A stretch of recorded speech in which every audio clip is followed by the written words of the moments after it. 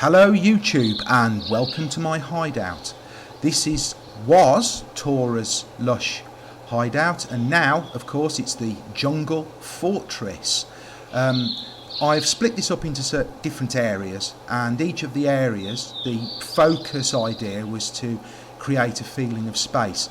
I first found with Tora's base that as soon as I started placing things, I would very quickly lose any amount of space at all, and it would start to feel very cramped. So the one thing I've done is make sure that I have a central clear area to each of my spaces where I can. Those areas then are designed around the side to then enforce the idea that there is space here. So we'll have a look around. The first thing that I wanted to achieve was to edit out things that I didn't quite like, and one of them was of course trees and the rock and the cliff face coming into view. If you run into this area, you actually become obscured, and in fact the whole area and the whole base became obscured. So I pathed out where I didn't want anyone to walk any further, and the original idea was just to put these fences in, but unfortunately the fences are not solid and you can walk through them. So I had to back that up with some rocks and of course with the statues, and then of course I placed all this nice greenery to create my garden.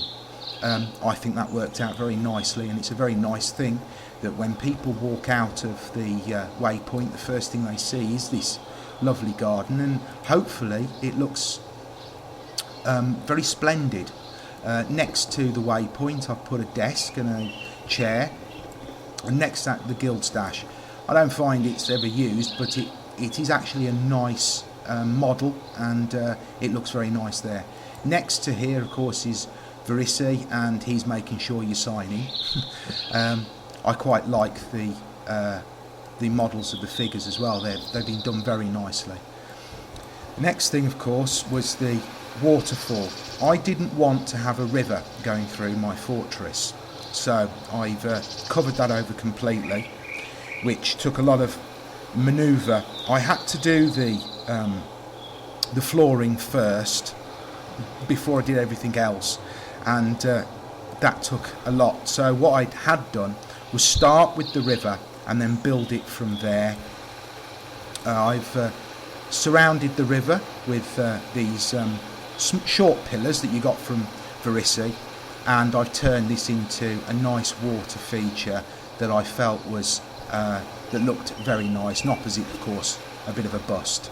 The curtain wall is a composite of pieces. I've used a combination of pillars, and I've used the low walls that you get from Tora.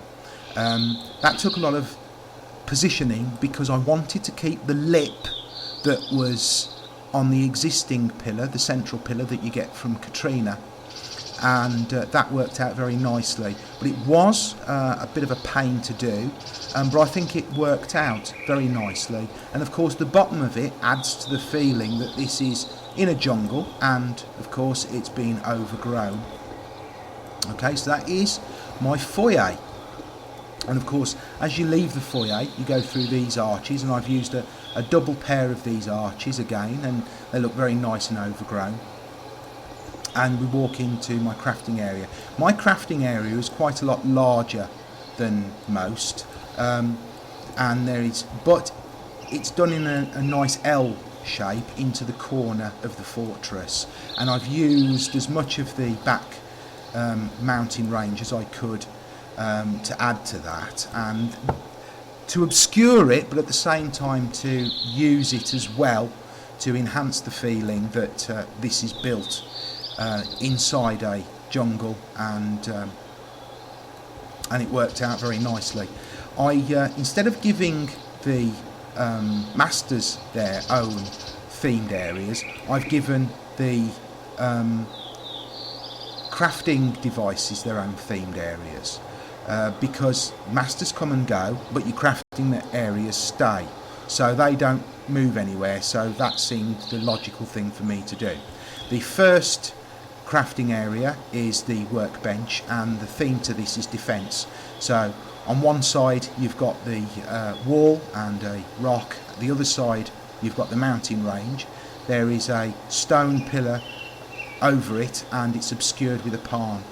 I was very happy with that, and that looks very nice. The next themed workstation is the blessing font.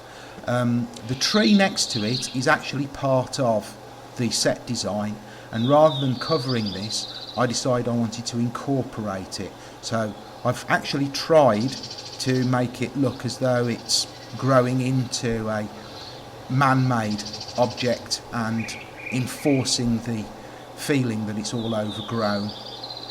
The blessing font itself is sitting on one of Gregor's walls. It's surrounded by pots. It's got one of these nice fires behind it with some torches.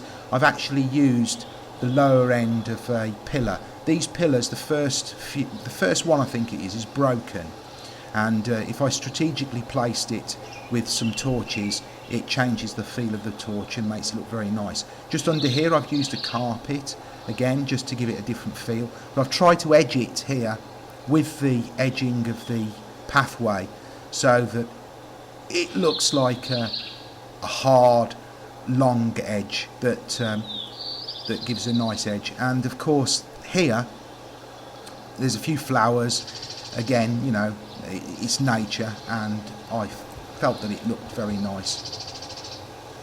Behind it is a level 8 arch that you get from Katrina, and in front of it is more of these Torah's arches, which I found came with a very nice use, and I've used them very nicely. I like the way that's turned out, and it's nice and overgrown. Next to it, of course, is the bowmaker's tool. Behind it I've used sections of a church wall. Either side of it is the torches, and next to that is my stash, nicely snuggled in here, and behind it again some more palm trees and some nice plants, making sure it just hangs over. It's nicely overgrown, and I felt that looked very nice. I really did like the way that looked. And of course there's a nice run in between the stash to Katrina, and I use this area more than anything else, and so it's nice and quick and easy for me to use. The headstones, their theme of course is a graveyard. Behind it I've put some graveyards in, and I used the area in the set piece that had a fallback into it to create space to do this, and I think that worked very nicely. Along the river I've put another curtain wall. Again, it's a fortress, and in front of that of course is the second area of my workstations. I've got a furnace here with a anvil, and next to it are some weapons ready to be sharpened, and next to this the artisan's bench with some extra tools. Again, all conveniently placed for me to do any crafting. Now, as you can see on the wallings, in order to create this effect of being overgrown, some of the pillars have actually got these dead roots on, and by placing trees behind the wall, and some a bit more forward and some inside the pillars themselves, backed up with these existing roots, it gives the feeling of life growing around the trees. The bridge area was quite difficult to cover, and that took quite a lot of time, and there was a few areas that I couldn't do, but it worked quite nicely, and I've used the edges strategically to cover other areas up and to hopefully make it look a bit ramshackled and old. I've used bricks that you got from Verisi as well, and I've paved the whole of the bridge, if you can just see there, and so that it looks different from other bridges. Then we walk into the dock area.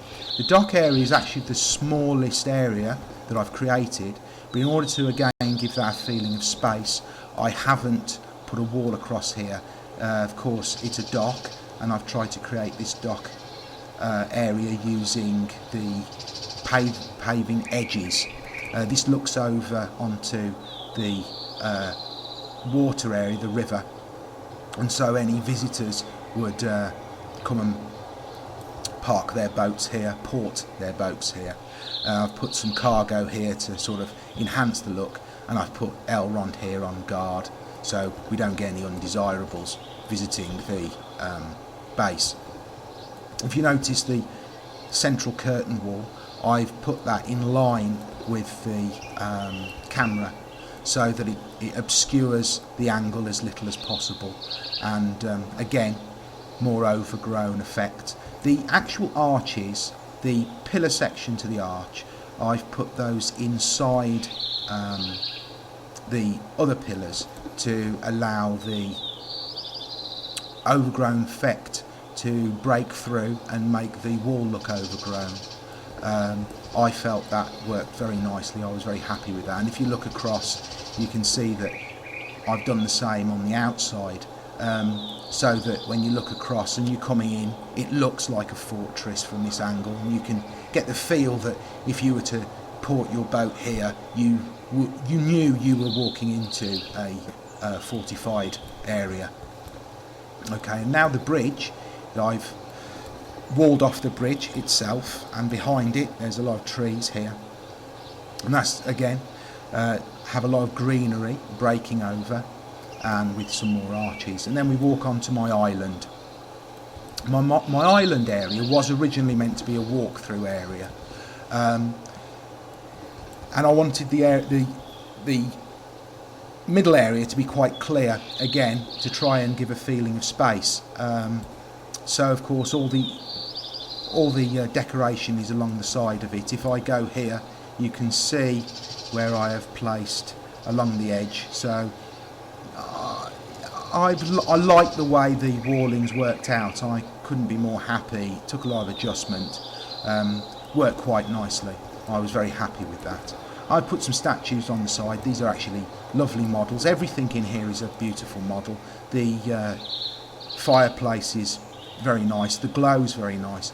I was limited where I could put the fireplaces because otherwise the glow would fall onto the river, and I didn't like the effect of that because that wouldn't happen. It wouldn't glow through a wall. So I had to I was very careful where I placed those, and I would come outside and have a look to see if I could see it on the river. I can actually show you what happens if I do that. If I move this here, and if I put that inside,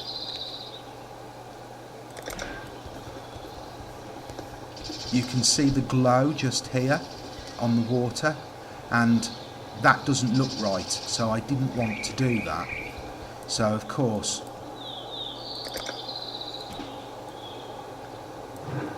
putting that back again. Do I get it in the right space? Yeah, that'll do. And of course, if you walk in here, you can see my map device now. I've surrounded my map device with these arches. A lot of people do this, and this is probably the one thing that I have copied off other people. But once I had done that, I wanted it to be very different. So I've put these statues all around, and each of them I've positioned it so that the hand of the statue is sort of supporting the portal when it opens. The map device itself, my map device, is, as you can see, it's on fire.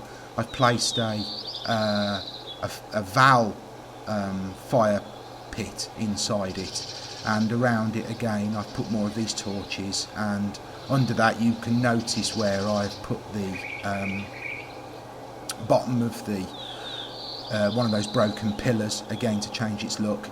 The map device is surrounded with a well, and either side of the map device I've used Gregor's wall. At the bottom, to cover the feet of the torches, I've placed these metal plates, and that worked very nicely. So hopefully my map device is unique, and as a composite piece it should hopefully be. Behind the wall I've placed more foliage. The existing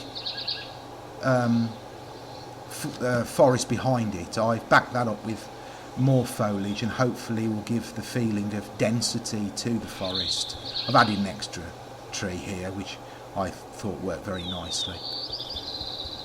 So this is my base, and I'm hoping you all like it. I'd like to see your comments. Hopefully that everyone appreciates the work that I've done. I am enjoying running around in this, so all of you have a good day, and I'm going to get on with my game.